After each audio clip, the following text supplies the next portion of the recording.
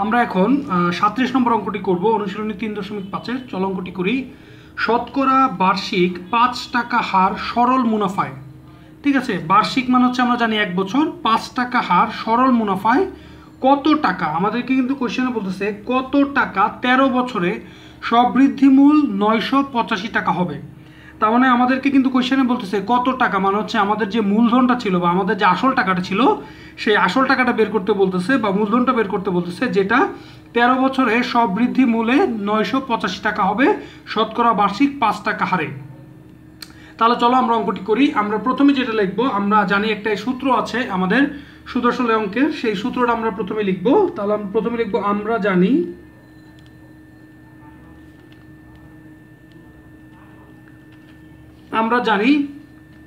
A is equal to P into 1 plus NR। আমাদের এটা হচ্ছে এখানে সমৃদ্ধি মূল বা যেটাকে আমরাকে মুনাফা আসল বলি বা আসল প্লাস মুনাফা বলি বা মূলধন প্লাস আসল বলি, সেই এটা দিয়ে সেটা প্রকাশ করছে সমৃদ্ধি মূল বা আসল প্লাস মুনাফা। এরপরে দেখো পি দিয়ে আমাদেরকে যেটা বোঝাচ্ছে সেটা হচ্ছে মূলধন বা আমাদের আসল, 1 প্লাস এন, এন মানে হচ্ছে আমাদের বছর এবং আর মানে হচ্ছে আমাদের ইন্টারেস্টের রেট। তাহলে আমরা এখানে ভেঙে দেই, এখানে আমাদের কিন্তু এ দেয়া আছে এবং এর মানটা কিন্তু দেয়া আছে আমাদের 985। আমরা লিখতে পারি এখানে এ ইজ ইকুয়াল টু 985। তারপরে দেখো P, P is equal two হচ্ছে মূলধন, এখানে পি ইজ ইকুয়াল টু হচ্ছে মূলধন। তারপরে দেখো এন, আমাদের এন সমান সমান হচ্ছে বছর, ঠিক আছে। আমাদের বছর কত দেয়া আছে, আমাদের বছর কিন্তু 13 দেয়া আছে, বছর হচ্ছে 13, ঠিক আছে, বছর 13, অথবা আমরা লিখতে পারি হচ্ছে 13 বছর, অথবা লিখতে পারি আমরা এন ইজ ইকুয়াল টু 13 বছর। এরপরে দেখো আমাদের আর রয়েছে, আর এর মান হচ্ছে রেট মানে হচ্ছে ইন্টারেস্ট রেট। আমাদের ইন্টারেস্ট রেট কিন্তু বলে দিয়েছে যে বার্ষিক 5 টাকা হার সরল মুনাফায়, তাহলে আমাদের রেট হচ্ছে 5 টাকা। আমরা জানি যে 5 টাকাটা হচ্ছে 100 টাকায় 5 টাকা, এই মূলধনের অঙ্ক কিন্তু সবসময় 100 দিয়ে করা লাগে।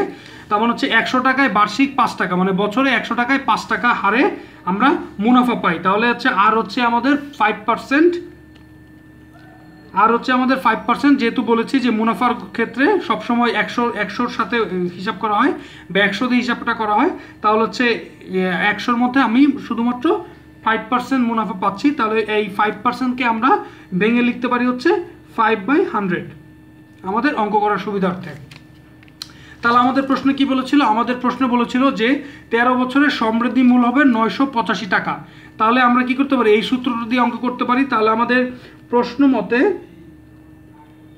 বা প্রশ্নের যা দেয়া আছে সেটা অনুযায়ী আমাদের A is equal to P into 1 plus NR এর যদি এই সূত্রটা দিয়ে করতে চাই, তাহলে আমাদের এর মানটা ছিল কত, আমাদের এর মানটা ছিল হচ্ছে 985 is equal to P, P আমাদের জানা নেই, আমাদের মূলধনটা যেহেতু বের করতে হবে পি বের করতে হবে, পি আমাদের জানা নেই, পি ইন্টু 1 এর মতোই থাকলো, প্লাস হচ্ছে এন, এন এর মান হচ্ছে আমার 13,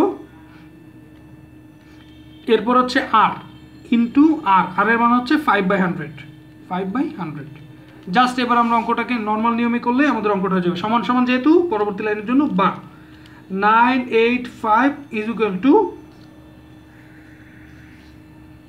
পি ইন্টু, আমি যেটা করতে পারি সেটা হচ্ছে এটাকে করে নিই, ভেঙে নিই, 1 প্লাস 13কে যদি 5 দিয়ে গুণ দেই, ঠিক আছে, তাহলে হয়ে যাবে আমার 65 ডিভাইডেড বাই হচ্ছে আমার 100। এরপরে আবার বা 985 ইজ ইকুয়াল টু পি, যার ছিল তাই থাকলো। এখন দেখো 1 আর প্লাস 65 ডিভাইডেড বাই 100, এটাকে আমরা লসাগু করতে পারি। লসাগু হলে লসাগু কিন্তু 100ই আসবে, যেহেতু একের নিচে কিছু নেই 100ই থাকলো।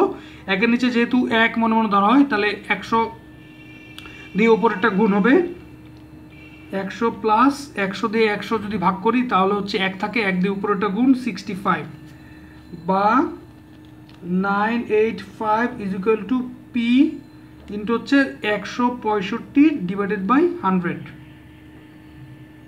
ঠিক আছে, বা 985 ইজ ইকুয়াল টু এই 165 ডিভাইডেড বাই 100টাকে যদি পি দিয়ে গুণ দেয় তাহলে থাকতে হচ্ছে 165 P divided by 100।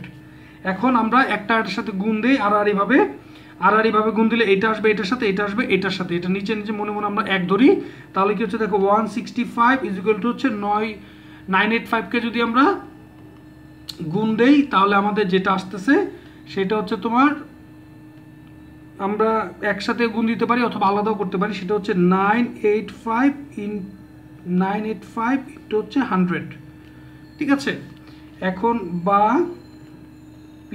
P is equal two পিটা যদি রাখি তাহলে আমরা 165টাকে যদি দিকে নিয়ে যাই তাহলে দেখো কি হচ্ছে 985 ইন্টু 100 ডিভাইডেড বাই হচ্ছে 165, ঠিক আছে। বা পি ইজ ইকুয়াল টু, আমরা যদি এটাকে 165 দিয়ে যদি আমরা 985কে ভাগ দেই এবং 100 দিয়ে গুণ দেই তাহলে তোমরা ক্যালকুলেটরে করে দেখবে তোমাদের রেজাল্ট আসবে হচ্ছে 596.97।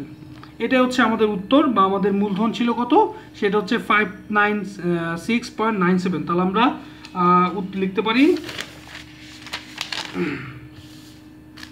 লিখতে পারি হচ্ছে উত্তর মূলধন সমান সমান 596.97 টাকা। এটাই ছিল আমাদের উত্তর, আশা করছি তোমরা বুঝতে পেরেছো। তাহলে চলো আমরা পরবর্তী যে অঙ্কটা রয়েছে আমাদের 38 নম্বর অঙ্কটা, সেই অঙ্কটা করে ফেলি। দেখো আমাদের 38 নম্বর অঙ্কটা কিন্তু একই রকম 37 নম্বর অঙ্কটির মতোই, শতকরা বার্ষিক 5 টাকা হার সরল মুনাফায় কত টাকা, সেই আবারও মূলধন চাচ্ছে 12 বছরের সমৃদ্ধি মূল 1248 টাকা হবে। তাহলে আমরা প্রথমেই সেই সূত্রটি লিখব। আমরা জানি যে সূত্রটি আমাদের রয়েছে মুনাফা আসলে, আমরা জানি A is equal to P into 1 plus NR। আমাদের অঙ্কটি আমরা লিখে নিলাম বা আমাদের সূত্রটি আমরা লিখে নিলাম। এবার শুধুমাত্র আমরা সূত্রটাতে প্রয়োগ করব এবং যেহেতু আমাদের সূত্রটা রয়েছে তাহলে এখন আমরা ভেঙে নিই সূত্রটাকে বা কোনটার মান কি সেটা আমরা লিখে নিই। এখানে A is equal to আমাদের মুনাফা আসল বা আসল প্লাস মুনাফা বা মূলধনের সাথে হচ্ছে যে মুনাফা রয়েছে সেই মুনাফাটা হচ্ছে 1248, আমরা লিখতে পারি 1248। তারপর হচ্ছে পি ইজ ইকুয়াল টু হচ্ছে মূলধন, যেটা আমার বের করতে হবে, পি ইজ ইকুয়াল টু মূলধন। তারপর হচ্ছে আমার এন মানে হচ্ছে আমাদের বছর হচ্ছে 12 বছর। এরপরে দেখো আমাদের আর হচ্ছে ইন্টারেস্ট রেট, আমাদেরকে বলে দিয়েছে শতকরা বার্ষিক মানে হচ্ছে 1 বছরে 100 টাকায় 5 টাকা হার 5 টাকা, তাহলে আমরা লিখবো হচ্ছে 5%, ঠিক আছে, বা 5/100। এটা আমাদের অঙ্কের সুবিধার্থে আমরা করে নিই।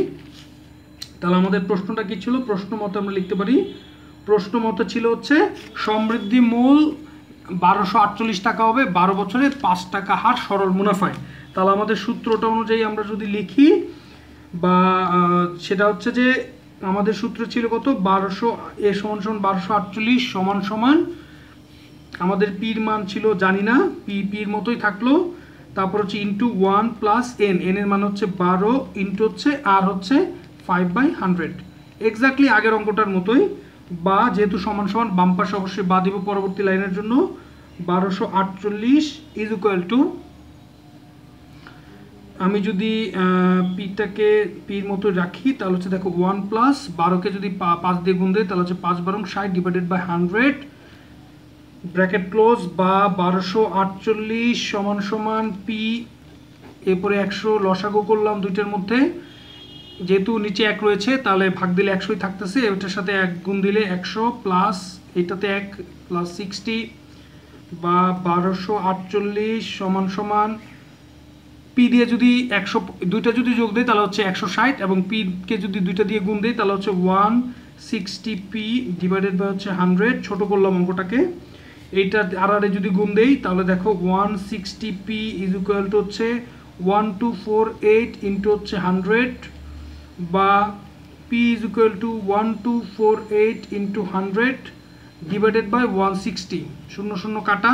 এরপর যদি 16 দিয়ে তুমি এই টোটালটাকে ভাগ দাও, ক্যালকুলেটরের মাধ্যমে করবে এই অঙ্কগুলো, তাহলে তুমি রেজাল্ট পাবে, অতএব পি ইজ ইকুয়াল টু 780, তোমার রেজাল্ট আসবে 780।